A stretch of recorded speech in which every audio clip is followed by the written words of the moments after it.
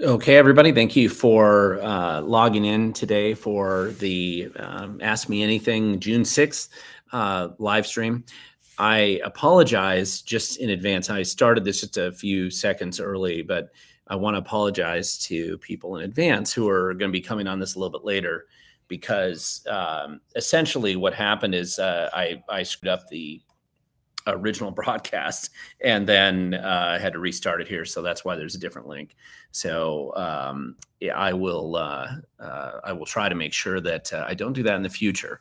So for those of you who logged on and want to ask questions, if you can just say at We the Govern when you're doing the questions over there, just so it's easier for me to kind of pick them out as the questions come up.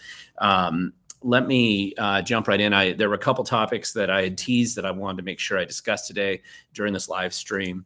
One of them is the recent change in leadership that is going to happen at the Washington State Republican Party, and it's a pretty big deal. Caleb Heimlich just announced officially yesterday that he is stepping down effective August 11th, which is mainly set up for their quarterly meeting for the State Republican Party, which is scheduled for August 12th. And then today I saw a notice that Representative Jim Walsh was planning to run for state chair of the Washington State Republicans. So that's a big deal. This is a big change. I just did a quick interview with Jim Walsh today. I expect it to probably go live tomorrow. Fingers crossed, because it'll have to be a little bit of editing to put it up. But basically, I'm expecting that interview to go live tomorrow. And so we can talk about how that works and what that process is. And I think it's worth discussing that for this live stream.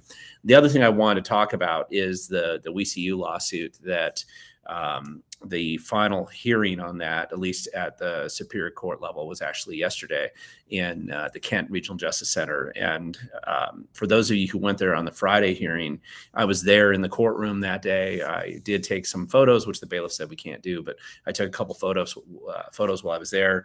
There was a big group of people out on the sidewalk.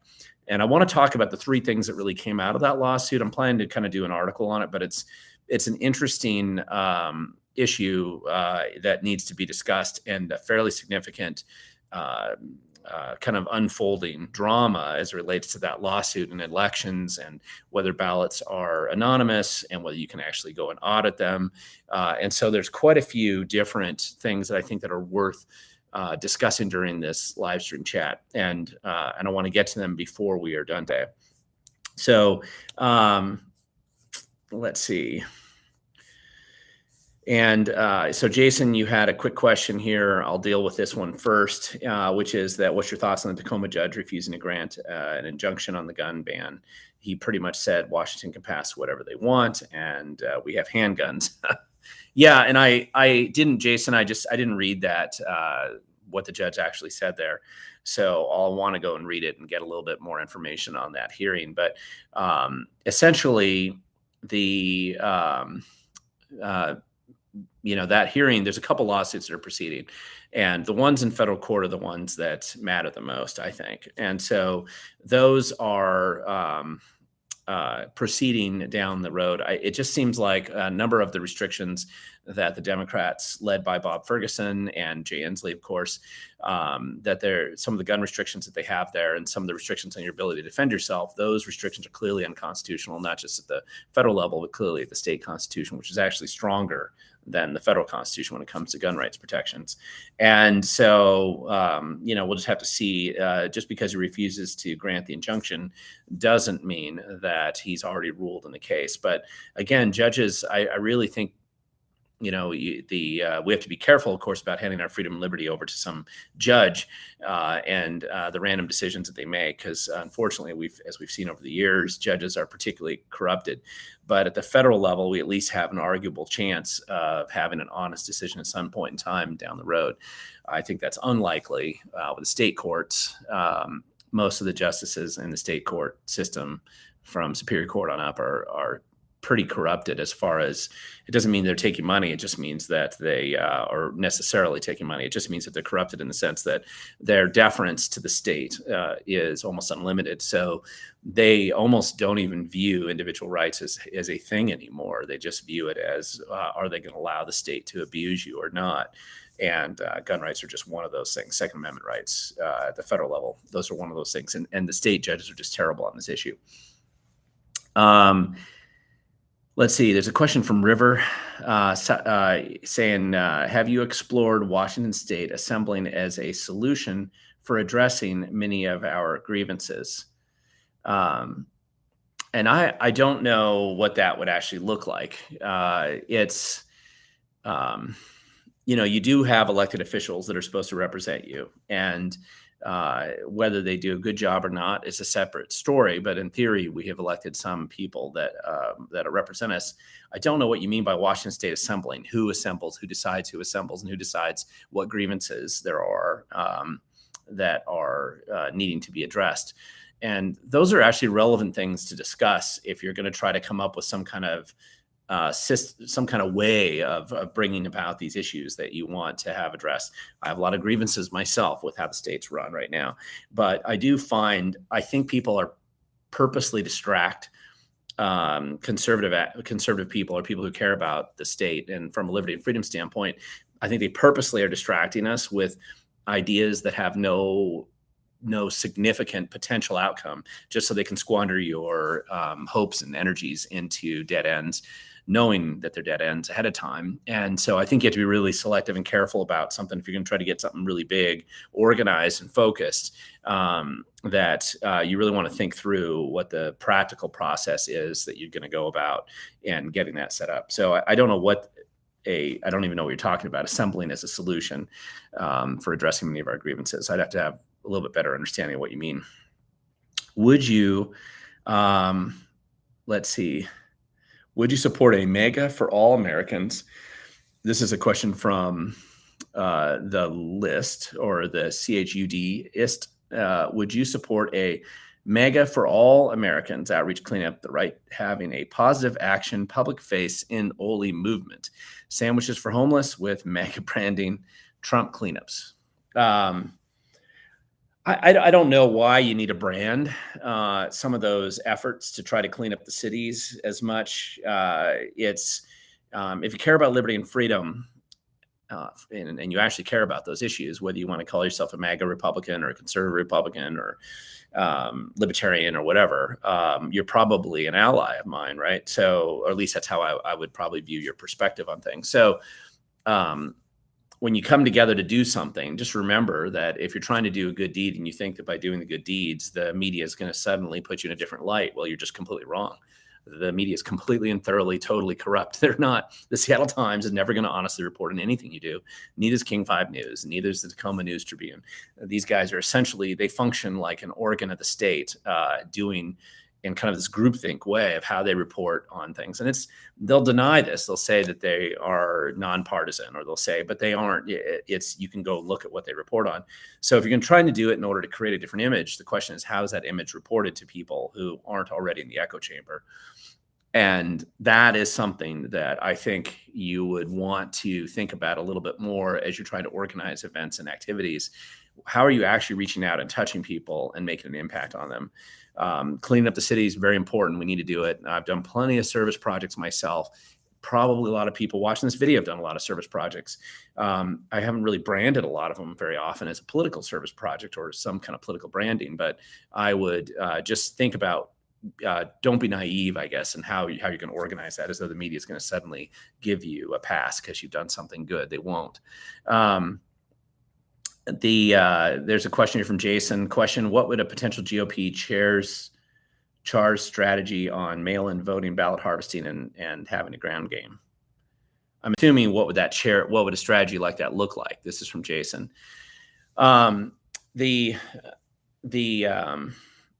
So when it comes to ballot harvesting, you're really looking at a couple different things. Something that's totally illegal in many states in America, most states in America, is perfectly legal in Washington state. Not just Washington, but California and some of the other states that have gone down the crazy train for making elections as non-transparent and as completely unauditable as you can possibly get them. And so there's strategies that you can pursue to improve the outcomes of the election process. And the left is a master at how they do this. I think, people want to put it as a Republican and Democrat thing. And that's true as far as maybe the labels that are attached to the political politicians running. But if you look at the organizations on the left that actually are really good at ballot harvesting or at ballot capture or at fluffing the voter rolls or something, it's always these groups like Acorn or One America or Fuse Washington or something. They're these outside groups that really do that work on that side. And the Democrats kind of participate in that process. But if you've ever gone to Democrat Party meetings at the county level, you'll realize that they're incompetent clowns and they're not really capable of doing a lot. So most of the time. And so, and I don't even mean to be mean. I mean, it's just the nature of the political party process, and the left figured this out long ago. So they set up outside organizations that are really, really good at harvesting those ballots, right? Getting homeless people to at least register to vote, and whether they ever get their ballots again and who gets the ballots and who votes for them, that's a separate question. Nobody will ever look, but there's a lot of problems about that. So that process of how you would go about ballot harvesting in our state as a strategy is a good one to have, but it's not the end all be all total solution. It's just going to improve things. The Republicans in California demonstrated that they could have much better outcomes by doing that. You're not going to out ballot harvest the left, but you may be able to improve percentage results in some of these districts. And frankly, with some of the districts that we've just had a very small, that we've lost by a very small amount, you probably would produce substantially different results in those districts. So it's a good idea. But what it actually means, there's a couple different tactics and strategies, some of which I'm probably not even going to want to talk about in a live stream, but something that you can do. It's legal. It's just, the ballot harvesting process always sounds so ugly to people who want to have a voting process like we've always had historically, and who disagree with the current system as it exists now. There's a lack of chain of custody, the failures of the post office, the corruption of the voter rolls, all these other problems. That's just a different element of what's going on here right now. Then I had a follow-up question here. I'm not asking you to support, this is from the CHUDist. I'm not asking you to support Trump, but a MAGA pro civic duty movement with serious branding is what I'm talking about. That's fine. I mean, it's not about supporting Trump or not. Listen, I voted for Trump in 2016 and 2020. And I've talked about this before. It's no secret that I was on the Ted Cruz camp for probably a year and a half before the election, long before Trump even declared. But I voted for him both times. I was surprised anybody that he won in 2016. I've never laughed as hard as I have in my life, actually, the next day after that election in 2016. But a pro-civic duty movement, I think, is a good idea. Don't lump it with a political candidate, any kind. I don't care who they are. Just go out and do civic activities, I think. And how you want to brand them could be a little different. But I just think that we have to be really careful about cult of personalities generally. Anyway, I don't care who they are. You care about liberty and freedom. And so you're going to try to hopefully elect people that are more in line with the liberty and freedom agenda.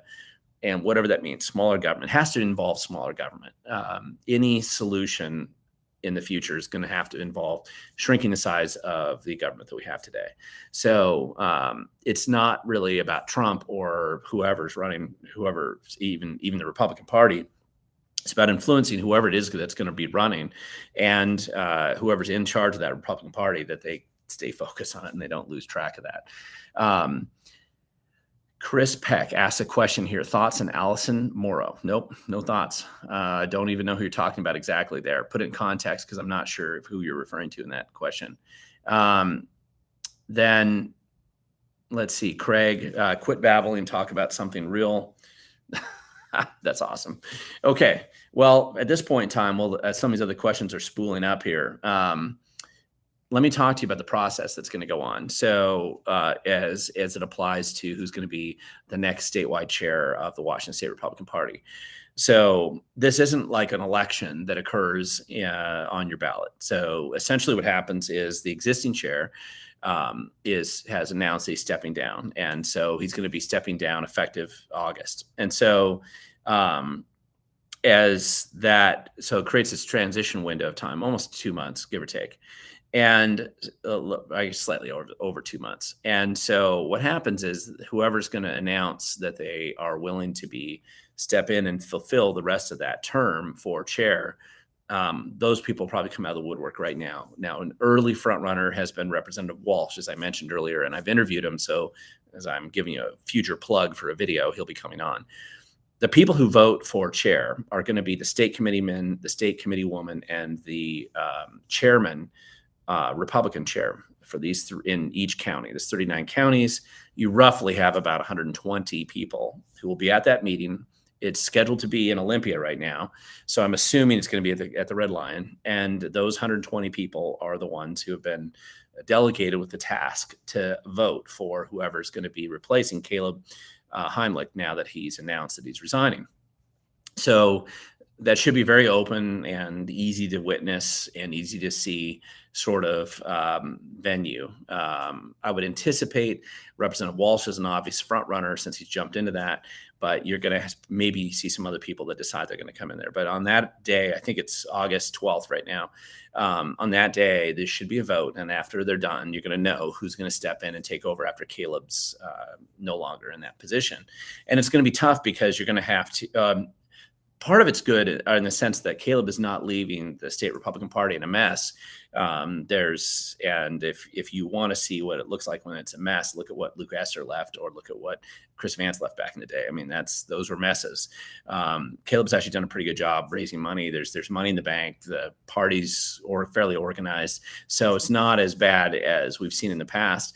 But it could be that it can always be better, and that's usually going to be whether it's Representative Walsh or somebody else. I think Walsh is an obvious front runner. His focus is going to probably be to step in right away and maybe make some changes as far as direction of the party.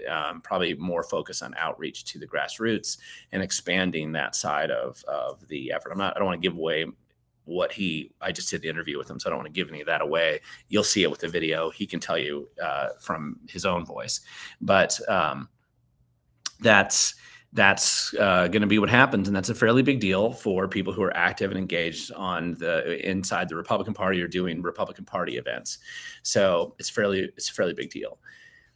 Then a second thing that I mentioned that I wanted to talk about was this lawsuit in King County, and this was the WECU lawsuit that's been going on for about 2 years. It was kind of a convoluted legal mess, but nevertheless, I was there in the Friday hearing, and then the judge did make a decision, and then they had the follow up to that where he did make his decision on Monday, and he essentially ruled against WeiCU and the people who wanted to have access to the ballots. Ultimately, regardless of what the original part of that lawsuit was, it had kind of got narrowed down into a public records request. And there's really 3 distinct things that came out of that case that are valuable to understand and useful. And it probably wasn't exactly what the intention of the original lawsuit was when it was filed a couple of years ago.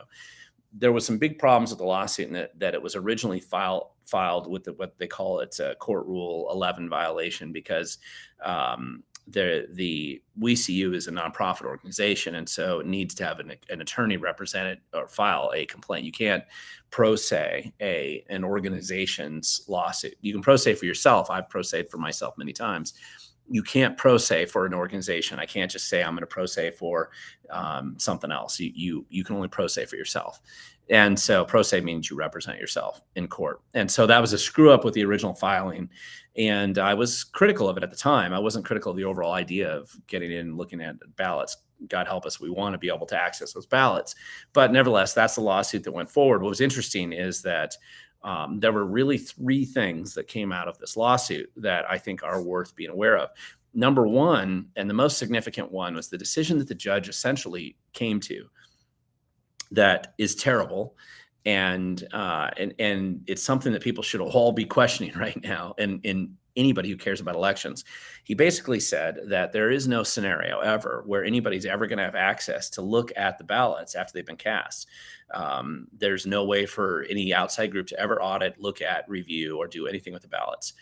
And what really complicates it was a series of decisions. There's White v. a number of different counties, but you'll see White versus Clark County, and there's a couple of other decisions with a guy for about 10 years ago or so who filed some lawsuits and lost. And in those cases, the courts erred, I think, substantially in saying that the ballot itself is not a public record. Now, anybody that's familiar with the 1972 Public Records Act in Washington State, with any degree of familiarity, knows that there's never been anything more threatening to the bureaucracy of our state and to the people who control it than the Public Records Act. That is the greatest threat they've ever had, that the people have ever produced. And that was an initiative by the people, of course. And because it continually, regularly, all the time exposes bad behavior of government. It would do that in the elections too. But now what you have is a situation where, because of this court ruling in King County, and obviously WECU will appeal it, or go for reconsideration and all that. I'm sure that it'll keep going down the legal process. But this decision that a ballot is not a public record is a terrible, terrible decision, because it essentially cuts the people completely out of the auditing process, or even the ability to look at just what the heck actually happened. And in this case, it was against the King County Elections Department. And the King County, the director of elections there, Julie Weiss, is basically saying, just trust me. Whatever I say is what it is, and no one will ever be able to audit me. Nobody will ever be able to verify. Nobody will ever be able to check. Trust us, because we've been assigned this task. And no one should ever trust a bureaucrat ever for anything, and especially as important as elections, without some level of audit function built into it. And so I think just fundamentally, that's the worst outcome that you could have had in this case. I would have wanted this to be filed a little bit more professionally in the beginning, but it doesn't matter. You can go back and argue over that at this point in time. As a decision, that's a terrible decision now. So the second thing that came out of it was the Democrat Party chose at the last minute to intervene using Perkins Coie, which is the law firm in Seattle that Hillary Clinton used to create a lot of the Russian dossier, a lot of the fake stuff that became exposed later to being completely fake on this, the fake Russian hoax investigation back in DC. So this is the local tie-in to Washington State. Perkins Coie was used as Hillary Clinton's cutout for all the money they funneled through Perkins Coie to invent a lot of the fake documents that were involved in that original investigation. Well, Perkins Coie is a law firm that the state Democrat Party uses as well. And they intervened because the highest priority for the state Democrat Party is also to keep your ballots completely hidden from the public, even though, as part of this case as well, everybody admitted, including Julie Weiss, who's head of the elections department in King County, and in court on the record, they acknowledged that your ballot is totally anonymous. So in other words, reviewing a ballot doesn't reveal anything about you individually, or it doesn't expose any person's individual vote. They've admitted that is true. What they've said is that they don't want anybody to be able to see it regardless. Like, you can't audit it now. That is a terrible, horrible decision, but that's where it is. And the Democrat Party is hostile to transparency. Shouldn't be a surprise to anybody who's paid attention to them lately, but nevertheless, they at least publicly come out and they're completely hostile in every way to any kind of transparency or auditability of elections. So that's at least a useful thing. The other thing that came out of this, I think, that was useful was the video deposition of Julie Weiss, which I'm going to make public and put up on my website and have people see just for themselves just what kind of people we have running these elections offices, because they're not very good. But that's a big deal. Where that lawsuit, I mean, just simply those three things related to this lawsuit, I think, are a big deal. I was there on Friday. The court bailiff was weird. She was bizarre. I've been in a lot of courtrooms and I've filmed a lot of courtrooms. I've taken photos in a lot of courtrooms. This courtroom was set up to be as hostile to the public as you could make it. And she just harassed people about taking photos, harassed people. And there's no jury, right? It's just what are you hiding? But yet that was just how this particular bailiff operated there. I thought that was ridiculous. So anyway, I just think that was the way the case went. So anyway, those are things that happened this week. I was going to do a video about that. I didn't get around to getting the video done yet, so I'm going to have to probably just do an article about it instead on my We the Government on the website. Here's a question from Jason. How's Ferguson campaign going? Is he going to run on how many times he sued Trump? What platforms is he running on? And what would a potential Ferguson governorship look like? Well, I think Ferguson's actually kind of stumbling out of the block on his campaign. he's doing a good job raising money, which doesn't surprise anybody. But most of the money is money he already raised, and he's trying to transfer in, and now he's getting into trouble with the Public Disclosure Commission, having to go back and basically reveal who the transferees were, which is going to limit his ability because his maxed out donors will be limited. I anticipate that, of course, he's going to run on the hostility to Trump and a bunch of his frivolous lawsuits that he filed. That'll play well, I think, in Seattle and among the people who hate Trump. And let's be honest here, there's a whole category of people that are obsessively just, they hate Trump no matter what. Whatever Trump says or does, they just hate him, right? It's not there's nothing rational about it. It's kind of like a religion. You hate Trump or you love Trump, blindly, like one way or the other. But especially this hatred, that's what he's going to play off of, and that shouldn't be a surprise. I don't think he's going to play out. He's going to try to hide the fact that he doesn't prosecute criminals, that he spent his entire time as AG usually abusing people who he felt were politically easy to attack, and he spent none of his time dealing with actual organized crime or any genuine, real problems in the state. In fact, for the most part, he downgraded the AG's office entirely when it comes to criminal activity. Let crime flourish under Ferguson.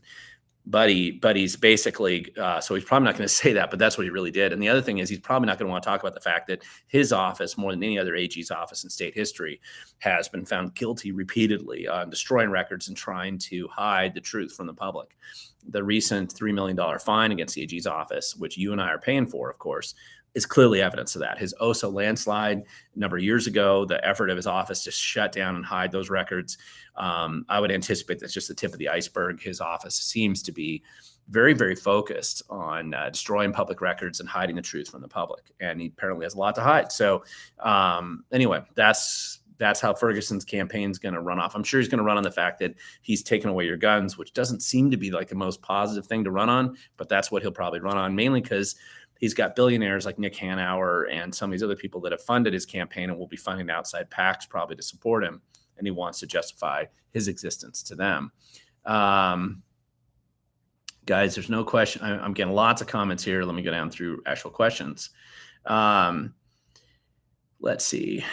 Edward, is YouTube your primary platform? Yes, it is. I have a backup on Rumble, but I'm right now mainly launching on YouTube. When YouTube takes mine away, I'm sure I'll go live with everything on YouTube or on Rumble.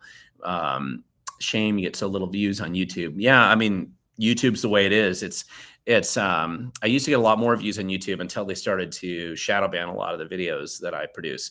So it is the way it goes, but that's the way it is. And thank you for watching. And you guys are all on YouTube, whoever's on the live stream right now. That's just how it is. Yeah, I mean, people are making comments, of course, about the need to go to an in-person voting process, which I support. The mail-in voting has a lot of problems with it. It's popular, and it is. If you do look at the surveys, it's probably a little less popular now than it used to be, but it's popular because it's convenient. And I'm as guilty as anybody. Back in the 90s when you could sign up and become a permanent, it was before they had mandatory mail-in voting.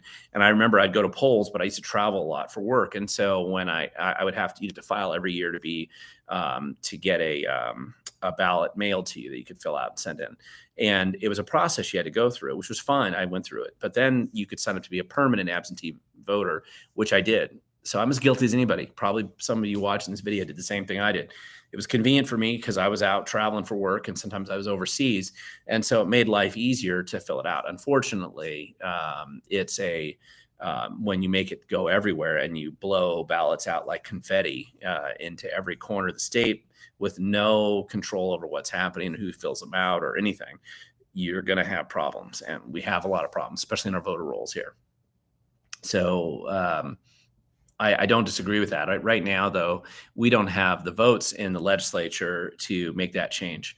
And we're going to have to get there. TZ asking the question, what are your thoughts on Semi Bird? Brandy Cruz interviewed him and showed some of the interview on her channel. Yeah, and I actually, I like Semi Bird. I don't know him well. I know his background, which I like. I like his military background. I like some of the stuff he's been trying to do on the school board. down the Tri-Cities. I knew Brandy Cruz had interviewed him. I had just spoke to Brandy Cruz actually because I spoke at she was the main speaker at the Kitsap County Republicans last Friday, and I was I did an MC role there a little bit, and so I'm glad that she showed the interview on her channel. I'm probably going to interview him at some point in time as well, now that we've got the studio set up a little bit better for interviewing. And we'll see what he has to say. I've got a lot of questions for him. I'm sure you do too. So I think it'd be fun to talk about that. Jason, you're asking a question here about thoughts on the Oregon Senate walkout. They're complaining about not passing 300 bills. So this is basically, for those who don't know, the Republicans walked out of the Oregon legislature. And they did that because to reduce the quorum so that the Democrats couldn't pass some of the more crazy and insane bills that they've got down there as well. If you think the Washington state legislature is insane and crazy, you haven't seen the Oregon state legislature, which is trying to do its best to be even worse. And somewhere there's this competition between California, Washington, and Oregon on the Democrat side of seeing who can be the craziest and who can pass the worst legislation, who can destroy freedom and your rights as quickly as possible. And the Oregon's really working hard to get first place in that position. So the Republicans strategically made the choice to leave. What's always funny to me is, if you remember in Texas a couple of years ago, the Democrats did the same thing in Texas, where they would leave to avoid certain votes, quorums to avoid certain votes. And so the Democrats, when they left the legislature in Texas to avoid the quorum vote, they were treated by the media as being heroes and all this stuff. And of course, the Republicans in Oregon are demonized for doing the exact same thing. But essentially, that's what it is. And of course, the bureaucrats are angry because they don't get their other bills passed that probably weren't even that controversial. But that's where they're at. That's what's going on. And, for those who care about liberty and freedom, you kind of want people to do whatever they have to protect it. And I think that the Republicans in Oregon are showing quite a bit of backbone in doing that. That's all you can really do when they're in the situation they're in right now. Jason Vanderkoy, you're talking about, here's your question. I'm starting to think maybe Bob is too extreme, giving up some ground to Hillary Franz, who received more votes than than Bob. Yeah, that's a good point. And remember, on the Democrat side, so essentially you have a couple of Republicans running for state governor right now. And again, that election isn't until 2024. So the serious people are jumping in right now. You now really have three Democrats that are jumping in. You have obviously Bob Ferguson with the most money. You have Hillary Franz jumping in as public lands commissioner. And she is capable of raising a lot of money. Don't discount that. Both of them kind of have their own pet billionaires and high net worth individual supporters in the lib side up in Seattle. And then you have the fifth Democrat Senate, fifth legislative district, which is kind of the Issaquah area, the Democrat senator out there who is Mark Mullet. And so Mark Mullet is also announced that he's running. Now, the thing with Mark Mullet is that he is a Democrat, but he's been the Democrat who Inslee hates the most. And Inslee tried to take him out of office this last cycle a couple years ago. And lost that effort, failed in that effort, but he tried. And so I think Mark Mullet, who used to be on the Issaquah City Council, and it's been years since I've spoken to him, a long time. But I talked to him years ago when he was on the Issaquah City Council still. And, I think that the Democrats don't like him because he understands that math is real and he knows how to run a business. Those are two things they hate the most. And so they can't stand anybody that cares about math, and they certainly don't want anybody that cares about business or familiarity with it at all. And so if you're attached at all to reality, the Democrats are going to chase you out of their party. And so they hate Mark, and they've attacked him. Inslee openly came out and attacked him. I mean, this was not a little thing. And he barely won. The only reason Mark Mullet won that election was the Republicans jumped in with moderate Democrats, and that's how he got across the finish line by just a handful of votes, like double-digit votes. And so Mark Mullet's running, and if he stays in the race, I don't know what his ability is going to be to raise money.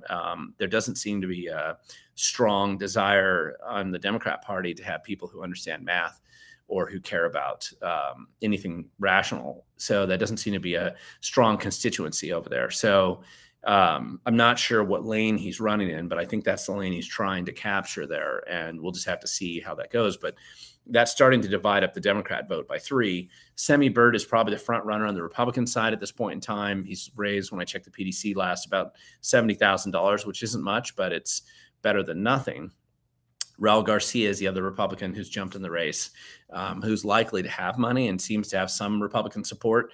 But between the two of them, Semi Bird is probably launched and going faster, a little bit further. So I don't know, we'll just see where that goes. We're really early on this, guys. You can speculate about that all the time. Let's see. But to answer Jason's question there, Bob is pretty extreme. I think he's going to jump into the crazy extreme camp. That seems to be his lane. And so Hillary Franz is probably going to try to appear to be the much more moderate and sane Democrat. And so we'll see how that fight goes between the two of them. Colin, you're asking a question. Do you feel optimistic about Washington's future? And if so, what things you see that gives you hope? I actually do feel pretty optimistic about Washington State's future. Partially, it's because I'm fairly familiar with our past, and Washington State has tended to have big swings in the election process where one party really gets thrown out and another party gets replaced. It always happens when somebody thinks one party is entirely dominant, as they thought the Democrats were in our state in 1994, and then the Republicans swept them out. In fact, it was the biggest party flip of any state in American history that had ever occurred up until that point in time, both at the congressional representation level and also at the state legislature level. And so, Washington has a lot of things going for it, naturally, geographically, business-wise, just a lot of things going for it. It has, most states would kill to have the advantages that Washington has. Where we're weakest is our political representation, obviously. And Seattle in particular is a controlling factor because of the large number of people who have gotten in this groupthink and seem to want to go down the nightmare that Seattle's driven us down so far. And a lot of it's this Seattle freeze, wokester, kind of left-leaning environment there. And but there's still a strong libertarian streak in Washington. You have a lot of people, I think, who aren't really fully aware, and what started to wake them up recently is crime, the collapsing school system, whatever's left of it, the drug addiction problems, which lead to these homeless camps everywhere. All this stuff is kind of coming together, and just crazy decisions that are being made at the legislative level. If the media was more honest in Seattle or in Washington State in general, the change, I think, would have already happened. They're not. They're essentially acting like an appendage of the state. But at some point in time, I think reality catches up, and there is change that comes, even with the problems that we have in our election system right now, which are pretty significant. So there's a question here about the phrase, a single liberal is as politically active as 100 conservatives. And I think it's generally true. What do you think? It's a great question, Edward. I tend to believe that only in the sense that if you've been around people who believe in the strong left-leaning sort of political world, it's more of a religion than a political thing. It's their entire life identity. They're usually not very religious, so this is their substitute for God or for religion is the political world. And so because of that, that makes it more logical that they're just going to be more engaged and involved, because it's very much wrapped up in their identity. You are more likely to have conservative people who maybe vote conservative or who lean that way, who tend to identify, they tend to prioritize, maybe they are very religious and they attend church maybe at a higher level. So they have this church lane, they have their political lane, they have their personal lane, and they tend to separate those out. And so their political lane isn't going to, get ahead of how they spend their time for their family or for the chores around the home or their work. And so it just tends to be, they limit how much time they put in the political lane. And unfortunately, that just means that the left gets to step all over them because they do have a much stronger cadre. What you really see, though, that really makes a difference more than that approach is the fact that the left has weaponized the bureaucracy, the reins of government, and the distribution of funds. And so they fund their activism through the state, either through grant grifting operations, through a jobs program where they hire all these people so they have guaranteed employment working for the state, either at the local, the state, or the federal level. They find ways of weaponizing it. And so how they weaponize it, they just fill it with a bunch of their people. So they're able to be activists full time, almost as part of holding on to their job. And you can see this demonstrated. There was a King County chair, Bailey Stober, who was King County chair of the Democrats for a while ago. When he lost favor because he wasn't crazy enough for the King County Democrats, they scorched earth him, bounced him out of their county party, did these kangaroo court kind of things to get rid of him. And they got him fired from his job because obviously it was a political job working for the King County Assessor's Office at the time. I mean, they just crucified this guy because that's how they view politics. Your job, everything is dependent upon it. And that's not what you're going to see the Republicans ever do, partially because we don't tend to like big government and we don't operate that way. And so the Democrats have shown repeatedly that that's how you live. If you don't follow their equation, right, they're going to kick you out of your job. So that tends to make a much more motivated group that's tied into who, to what they're doing. And so that makes it, that's why so many of them are more active than you see on the conservative side. And that usually exists that way until they get so crazy, they eventually drive a bunch of people into a different approach. And then, there's a person here saying, I know someone who moved to Florida and then voted in Florida and then moved back to Washington State and they got 2 votes here. Yeah, there's double state voting, by the way, going on all the time. Everyone's in denial on that. And then when you provide them evidence, they don't do anything with it. And that's a constant problem that we're running into right now. The feds don't prosecute multi-state voting, even though it's illegal. So that's a bit of an issue that we have. Jason asked a question about what's your thoughts on the new Seattle mayor? Is he as much of an empty suit as Jenny Durkan? Sure he is. In some ways he may not be as bad as Jenny, but he's essentially doing a lot of the same problems. He still believes government's the solution to everything, as everyone pretty much does in Seattle. And so, that's going to be how it goes there. Let's see. Let me find some questions here. In my county, here's a question from Jenny. In my county, who would know when and where violent sex offenders are going to be placed in my county, and how can citizens proactively find out? You're going to have a hard time finding that out, thanks to the way that DSHS and the Department of Corrections has operated. And Governor Inslee and AG Ferguson have just jumped in wholeheartedly into this. Their objective is to take the most violent sex predators they can find, and when they can use any excuse they can to release them from McNeil Island or from Western State Hospital or wherever they find them and put them in your community, they're not going to give you any warning.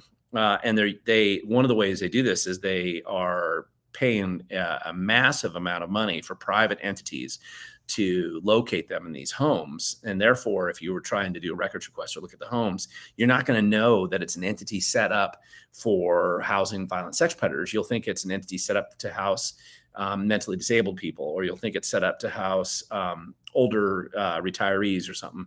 And in fact, that's usually what they're told to lie to their neighbors about. And they take these violent sex predators in instead. And that's how they're going to put them in your community. And it's very difficult to get ahead of that. We're identifying some. In fact, I think Ari Hoffman and I have been involved in identifying some of the houses that exist already in King and Walla Walla and some of these other places. But it's very hard to get ahead of that because DSHS is concealing this information and they don't want to let you know. And the legislature agreed that should be part of the process. Democrats and Republicans, by the way, agreed that should be part of the process. Then Inslee vetoed it so that you couldn't get that notice. So it's a problem, and I don't know how to tell you to get ahead of it. It's very hard to get ahead of it. Here's a question from Jason. During the Summer of Love, has there been an investigation of what Inslee and Ferguson were doing? There was radio silence in Inslee. I will never forget that he didn't know. And the answer to that's nobody's going to do an investigation on that.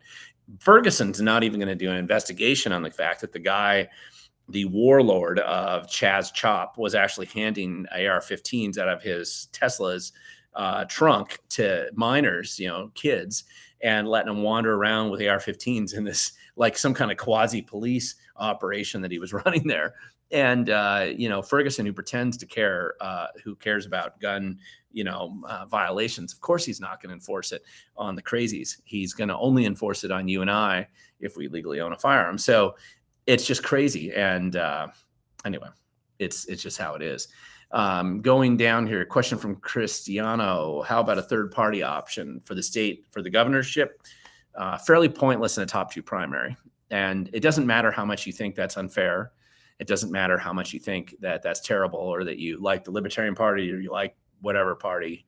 A third party candidate in a top 2 primary, jungle primary system like we have in our state, is almost always going to get squeezed out pretty much every time, even when they're clearly the better candidate. So if you want somebody to lose in those types of situations, you run them as a third party candidate. It's just the way it goes. It's just annoying that there's really no clear path right now for a third party to operate in a top two primary system. So that's just how it is. Carly asking the question, do you think the government will ever be referred to as the corporations it actually is? And the answer is no, they won't. Jason, you're asking, what's your thoughts on Chris Christie running for president? The only thing he would run is a treadmill. Have you ever met one of his supporters? You can fit them in one room. Yeah, and especially, listen, there's a lot of people who decide they're going to run for president. And I think a lot of it is an ego project or posturing for future positioning or fundraising or visibility or a future book or something. I mean, unfortunately, there's a lot of other benefits to running and losing. And so you're going to see a lot of people jump into a primary who really aren't that serious about it. And by the way, the Democrats had the same thing happen this last time. And Inslee ran for president, right? And he couldn't even get 1%. So he couldn't even win the vote in Washington for president. So, you're going to have this happen for their own reasons. There's no point in getting angry about it. Just people do it for their own reasons. And especially since he's from New Jersey, the reality is in Washington, how many people know Chris Christie at all? So I don't pay a lot of attention to all these other people jumping in. People may stand out and be interesting for different reasons. So that's just how it'll go. I wouldn't spend a lot of time on that. There's a question down here, semi-country living. What are your thoughts about JT Wilcox stepping down? And so JT stepped down from JT Wilcox has been the Republican chair for the state legislature, for the caucus in the state house for quite a while now, actually. And so he recently announced that he was stepping down, and they had a reorg meeting after the session, and Drew Stokesbury stepped into that role. Drew Stokesbury is the Republican representative from the 31st district. And JT was probably one of the better fundraisers that the Republicans have had in the chair position recently. DeBolt was never a great fundraiser back when he was chair, and Christensen was not as good a fundraiser either. And that was something that I think JT did pretty well. The challenge that JT had, and listen, it's easy to sit out here and throw rocks. I can throw rocks too. Communication is a challenge. It's a challenge for the Republicans, particularly if they believe that the media is even remotely honest about reporting on anything, which they aren't. And so JT's probably one of his biggest challenges he had was trying to communicate to the media in a way that he thought they would report fairly on anything that Republicans do, and they never will. In fact, the only time the media wanted to interview JT Wilcox is if they could find a reason to pit him against another Republican, pit him against Jim Walsh, pit him against whoever, Matt Shea back in the day. The media loves those types of fights. And unfortunately, the inner caucus, intramural arguments were the only thing the media would ever focus on. That makes it tough if you're in JT Wilcox's position. Stokesbury will have the same problem. And, there's turnover in leadership that happens all the time. And that we just have to find, I wish that we could have people in there who communicate a little bit better about the issues. Doesn't make them bad people if they can't. It's just, it'd be nice if we had people that could communicate about it. So, people are always going to be angry and disappointed in the political leadership that they have, oftentimes if they're not perfect or they think they could do a better job. But there's a lot of work. It's hard to find the right person sometimes to step in and do that. And the reasons for putting people into that position, they don't always translate in the same thing than the grassroots people might want. You have other interests that tend to influence it. You have the lobbyist world that tends to influence it. You have the classic factional fight that occurs within the Republican Party, which is the kind of establishment Republicans versus whoever the upstarts are. It used to be the Christian Coalition, then it was the Libertarian groups with Ron Paul, then it was the Tea Party in 2009, and then it's the MAGA Republicans 2016. This is like, it's always that factional fight in the Republican Party. And so overcoming that takes an unusual person who can communicate to all sides. And it's just very tough. Jason, thanks for putting in the @We the Govern. By the way, that's the easiest way for me to see these questions. Question, what's your thoughts on if the governor thing does not work out for Ferguson, will he teach classes at Evergreen State College? on how to wash money through shell corporations. Yeah, that'd be funny. My guess is that if Ferguson loses, he'll just go get a big high-priced job at a fancy law firm and make big dollars. I mean, that's probably his future vocation if he loses. This is his kind of final hurrah. Either he gets governor or he's out. And so that's kind of interesting to see where that goes. There's another question down here, TZ, asking, any chance to get Seth Keshel back out here again? There are a number of election integrity speakers that have all been talking about voter involvement in elections. TZ, yeah, I spoke with Seth a few months ago. Clark County, I think, was the last time I was on stage with him. But and I've talked to him before. Seth and I look at things a little differently on some areas, but there are a lot of election integrity issues that I'd like to work on. The people who are working with the Washington Voter Research Project and working on the voter challenges that we're doing right now, I think that's working out fairly efficiently and fairly effectively. There's a lot of other stuff that is involved in that, but it's just, you can't. One of the things is, and I don't quite get this attitude, but so people spend 10 minutes voting, give or take. They should spend more, but that's probably the average amount that somebody actually spends on their ballot. And so that somebody doesn't like how the election process is. And I'm glad that they've woken up to these problems. It's been that way for a while, actually, but thank God they've woken up now. A number of years ago, when I was trying to get people concerned or paying attention to the voter rolls, nobody cared. I couldn't fill a table with the interested people. Nobody was interested in it. And then I didn't even have people who were database guys. It was hard to get involved in the way that we can now. And so because of that, suddenly a bunch of people are involved now, and that's exciting. There's an opportunity for the first time ever, for the first time in decades. We actually have people who care, and we want to get this stuff fixed. It's not an easy lift. It's actually fairly hard because the path to power goes through elections, and the left has recognized that. The Republicans have generally been fairly naive about it. So it's going to take some work to get involved. What I don't understand is people who say, oh, it takes work, so I'm just not going to vote. Oh, I didn't win, I'm not going to vote. Oh, I didn't win, I'm going to move to Idaho. And that's just a foolish approach to things. I mean, that's how you lose forever if you have that attitude. So you have to get involved, engage, and keep hammering on this stuff. So there's a lot of work that needs to be done. And, Seth has one approach to it. I have a less exciting approach, but nevertheless, we just have to keep engaging and involved and providing people alternatives. I do think there tends to be wave shifts that do occur in elections. And even when you're doing dishonest things in the process, sometimes you can't stop the inevitable. So if you could always stop the inevitable, then Trump never would have been elected in 2016. Let's see. Some JTB, how can we ever win? Well, it's going to take a lot of work in a lot of different places. I say focus locally first, start winning your school board races, city council races, and you tend to ratchet it up from there. That is actually how the left has won over time. You focus on these local races and you start winning there, and you start moving up the higher up the food chain. You're more likely to prevail in the end. That's a longer term goal in the election process that most conservatives actually like to have. They want to have Sunday afternoon special 2-hour solution. The world's changed in one election and they can go home and not pay attention to politics anymore. And we've all made that mistake, electing good people to office, and then they get inundated by the establishment, bureaucracy, or special interests. And then you wonder who you elected after a while once they got in. It was because we probably went home and didn't help them once they got in. So it's really a longer term campaign that we have to have. Edward has a question here. Have you noticed the growth of John Brown gun clubs and the positive mainstream coverage of them? I've noticed some coverage. I haven't noticed any recently. John Brown gun clubs are basically Antifa type leftist organized gun clubs where to help the revolution, inevitably they want to go out and learn how to shoot firearms. And so they think that that's the best approach. And so they've made this big deal about, here's our answer to the conservatives who all own firearms, and I haven't necessarily seen a lot of positive mainstream coverage about them in the past, but the left certainly covers it positively because that's their people. Let's see.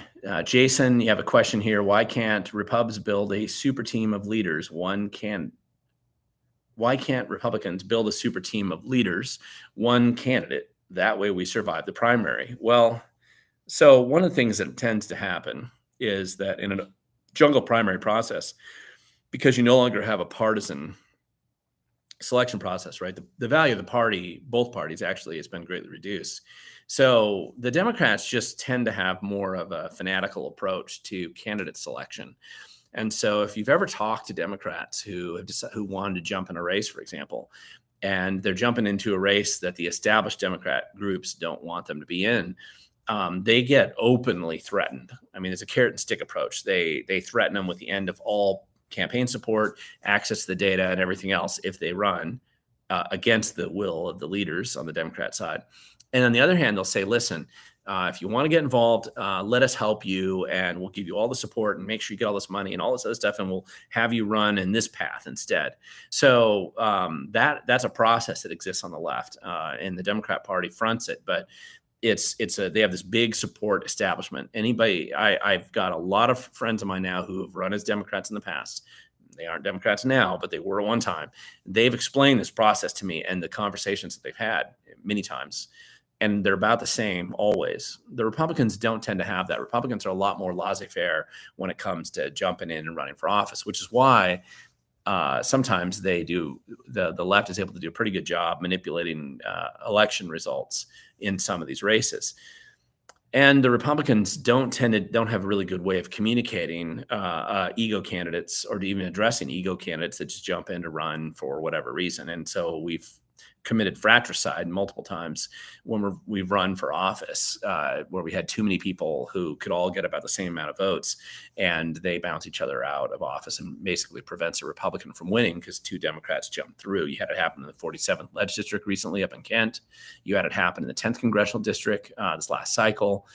A couple of years ago, you had it happen in the lieutenant governor race in 2020. You also had it happen in the off-year election for the Secretary of State. Same thing. And the Republicans just don't have that kind of control over people, and they're institutionally resistant. Frankly, if it's your guy that's jumping in the race and you don't want the Republicans telling him not to run, what do you think he's going to drop out just because the Republicans tell him not to run? Those conversations probably happen in a milder form on the Republican side, and they're just not going to do it. So I think that the idea that Caleb had, and I'm assuming that it's going to stay moving forward, is that assuming that actually happens, then this idea of having this like April sort of nominating convention, of grassroots nominating convention, that's a pretty good idea, actually, because that'll at least say that, okay, this is our candidate that the Republican grassroots support. And maybe that pulls some votes along with it. They won't know until they try, but because of the top two primary systems, jungle primary process, it's really removed a lot of the power from the parties in actually being able to do it. And that's really why, Jason, you have that kind of an outcome. Edward's asking a question here. What can you say about volunteering to help campaigns? I'm interested in volunteering for Bird's campaign, but received no response. Can people under 18 actually help, or should I wait? Oh, don't wait. But keep in mind, if you want to help on a campaign, I would actually recommend get involved in a local school board or city council race, somebody close and local to where you are right now, because those are the elections that are coming up in 2023. Get on the ground floor of helping in a campaign like that, where they won't have a lot of volunteers. So what you'll be able to do is much more significant, probably. Put up signs. I have spent massive amounts of time putting up signs before. Good experience, good retail politics doing that. Doorbelling is good if you have the right personality for it. So I like doorbelling and handing out literature. Sometimes it's not even talking to people, but it could be going door to door and putting literature out. Those are the most classic kind of ways you can help. If you have a different skill set, if you have the ability to help run a website or social media presence for them or something like that, volunteering to help on that would be pretty powerful. And I think helping on a local campaign is going to give you a better sense of what goes on, so that you can help on a statewide campaign like a semi-bird race. So I do think that's pretty important. Jason, this is a question, have you seen a King 5 interview or video about pawn shops not being able to return assault weapon collateral back to their owners? Can this be fixed the next legislative session? I haven't seen that video, but I also don't know. Well, that's an interesting question, because if the pawn shop, technically they own it. No, I haven't seen that, but that's an interesting problem right now. You would think you'd be grandfather clause in a little bit because you probably would have given it to him before the law passed, but I haven't seen that. So that's kind of interesting to me. Jason, you have another question. What's the craziest thing you have seen the Seattle City Council do? Gosh, I don't know. I mean, honestly, when the Chaz Chop was set up and I went up there myself, I visited it just like probably a lot of people did. It was crazy, right? It's just, and especially the way it was launched about seceding from America and creating, of course, they changed that language later, but that was kind of the initial language. It just seemed insane. And you had the city council, a majority of people on the city council actually went out there and, hung out there, promoted it, took photos of themselves there, like it was some kind of Disneyland experience. And then as people were dying and getting victimized out there, they kind of backed away. But you still have a bunch of crazies that are on that council and were out there at the time. And I still think that if you were looking back historically at some of the craziest things that local elected officials would do, that's one of them. And of course, the media has given them a pass, but the traditional media. But that's probably one of the crazier things, I think. What website? Okay, here's Edward. You have a question here about what websites do I check to see local campaigns, and I'll do that. Look at your local school board races first, and look for your local. If you live in a city, look for local city council races. If you live in a county, only some of the charter counties, which is about 6 counties in the state. King, Snohomish, Whatcom, Clallam, San Juan, Whatcom, or sorry, I said Whatcom. Clark County, some of the places like that, you're going to maybe have some elections in those places, but mostly it's city council and school board, and then port commissioner, fire district. Find one, but go and look at them. Most of them have their voters guide statements are already up online for the primary. Find a candidate that you like and see who supports them already, and that's a good way to look where you live locally. If you don't know, you can always call your local auditor, but there are some websites we can look up. Where do I live? And then what do I usually vote for here? And if you don't know, you can also go back and look at old voters guides, and they'll tell you, you'll see who was on the ballot at that time. And you can pick one of these people to help. I think it's a good idea, actually. So if you don't live in the city and you live rurally, then anyway, then it's a little bit more, some fewer votes that you can have where you live. Let's see, Jason, the question, what should we prepare for on this next upcoming election? And are there going to be any more summers of love? The only way I see any more downtown craziness at that scale happening is if a Republican gets elected, right? So if you have a Republican governor, that would probably freak him out next year, or a Republican president, those things would freak him out. And then you would have peaceful violence in the street, peaceful murders, peaceful arson, peaceful. The media will say it's all peaceful as people are dying. And that's kind of funny. But that's what they'll do. So I don't think you're going to have right now. The left is generally getting what they want. And so that's usually a time when they're fairly peaceful. The only way you're going to have them going out and committing that kind of violence or crazy activity is going to be when they think that they aren't getting everything they want. And so that's inevitably their response. So with that, guys, we've been on for about an hour, and I'm actually planning to run out and help some activists here this evening. So I'm going to probably start to wrap this up. What I would probably say is that we'll have another live stream next week. I'll try to do a better job not screwing up some of the technical problems that I had early on. And watch for my video that I'm going to be launching. I'm hoping tomorrow, this interview with Representative Walsh, who's formally announced today that he's going to be running for the Washington State Republican Party chair position to replace Caleb. So that'll be a big deal. And then if you, let me try to think of what other events am I speaking at this week. I don't think I have any events that I'm speaking. On the 10th, coming up, June 10th, I'm going to be at the Skagit County Republicans. So I'm speaking to the Skagit County Republicans out there. I'm sorry I can't be in San Juan County. Originally, I always go to San Juan County when they invite me, but that's scheduled the same day. So I'm going to be in Skagit County speaking at the Lincoln Day dinner that they have there. So I'm looking forward to seeing all my friends up in Skagit County. And on the 10th, that should be good. And the next day is my son's graduation from high school, so that's a big deal for me as well. But just the oldest one anyway. So lots going on out there. Again, guys, just don't forget, it really does matter what you do, and if you care about your future and your children's future, we're going to have to get more involved in the political process. It means we have to get more people, not just echo chamber folk, but get a much broader group of people involved in this process. And it's not easy and it's not simple. And nobody said it would be. So I just want to thank everybody, though, for logging on. Thanks for subscribing, sharing this video with others, subscribing to the channel, or sharing the videos in general. I appreciate all the support that I get from all my viewers. It means a lot to me. And many of you come up to me in public sometimes. If that's you, make sure you introduce yourself. I have people sometimes say they love my videos in passing, but I don't know who they are. So I'm a fairly approachable guy. Tell me who you are. I always appreciate that. The kind words in public are nice, and it's a nice change sometimes. So with that, thank you guys so much, and enjoy the day. It's a beautiful day out, and we'll probably talk soon.